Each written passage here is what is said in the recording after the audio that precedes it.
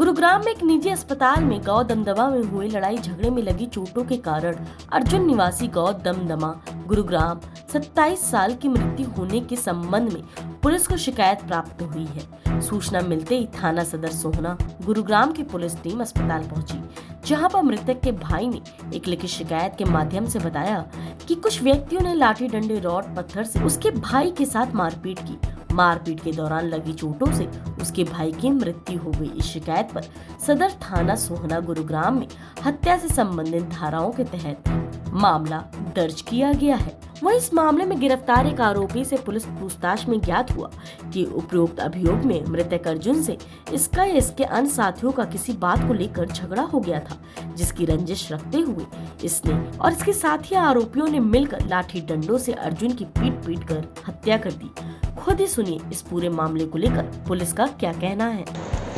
ये वर्ष 2022 की एक घटनाक्रम है, जिसमें गांव दमदमा सदर सोना पुलिस स्टेशन के अंतर्गत एक जो गांव आता है दमदमा, वहाँ की एक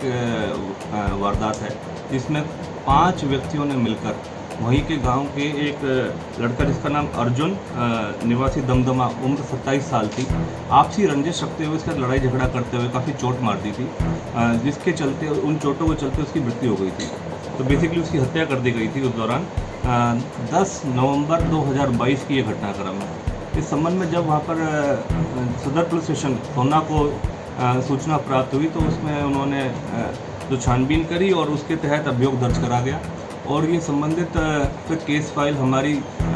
जो क्राइम ब्रांच है सिकंदरपुर एएनसी यूनिट है हमारी, उसके इंचार्ज हैं यासीन साहब, उनके पास ये मार्क हुई और तत्परता से कार्रवाई करते हुए पहले 4 आरोपियों को काबू करा जा चुका है, अरेस्ट करा जा चुका है और एक अन्य आरोपी पवन जो कि दमदमा का ही निवासी था, वो काफ़ी 2 साल से एब्सकॉन्डेड था। उसके ऊपर 5,000 रुपये का पुलिस ने इनाम भी रखा हुआ था, उसको पकड़ने में सफलता प्राप्त करी है।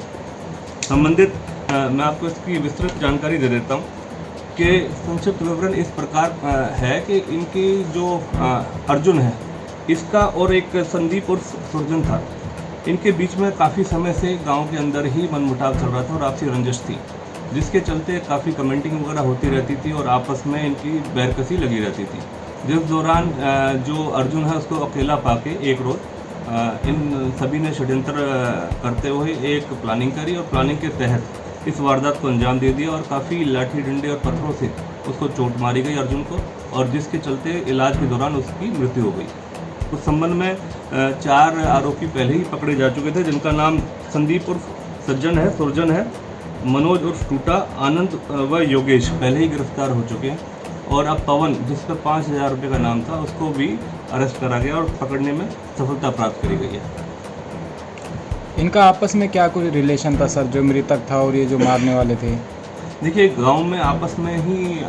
बिल्कुल गांव के अंदर ही रहते हैं, एक आपस में इनकी रंजिश चल रही थी, आपस में कुछ वजहों के कारण आपसी मनमुटाव था, जिसके तहत ये कमेंटिंग वगैरह पास कर दिया करते थे। जिस रोज़ ये वारदात को अंजाम दिया उस दौरान जो पूछताछ में पता चला था कि कुछ ड्रिंक्स वगैरह कर रहे थे और उस दौरान अर्जुन को अकेला पाकर इन्होंने एक तरीके से ये प्लानिंग करी कि ये अर्जुन जैसे अकेला मिलेगा तो उसको इस तरीके की वारदातों को अंजाम दे देंगे। तो इन्होंने आपस में मिलके इस घटनाक्रम को अंजाम दिया और काफ़ी चोट लगी उसको अर्जुन को, और जिस दौरान इलाज के दौरान उसकी मृत्यु हो गई। संबंधित धाराओं के तहत इसमें अभियोग दर्ज करा गया और 4 जो आरोपी जैसे मैंने बताया उनको अरेस्ट करने में सफलता पहले ही प्राप्त करी गई थी, और क्योंकि इस पर 2 साल से वंचित था पवन, इस पर 5,000 का पुलिस ने इनाम भी रखा हुआ था और इस पर काफ़ी समय से इसकी सर्च चल रही थी। तो फाइनली अब 4 जून को हमारी एएनसी सेल इंचार्ज यासीन साहब की टीम ने इसको अरेस्ट करने में सफलता प्राप्त की। पवन की क्या कुछ क्राइम हिस्ट्री है और कहाँ ये फरारी काट रहा था? ये इसको नोएडा उत्तर प्रदेश सैदरा जो गांव पड़ता है वहाँ से इसको अरेस्ट करा गया है और इसके ऊपर इसका जो पहले एक एक्साइज एक्ट का केस भी है। तो बाकी अब इससे जिस लाठी डंडे वगैरह का इस्तेमाल करा था, जो वेपन इसने इस्तेमाल करे थे, इस संबंध में उसके बारे में जानकारी हासिल करी जा रही है और एक डंडा जो है वो जो उसने वारदात में इस्तेमाल करा था वो भी बरामद करा जा चुका है। Thank you.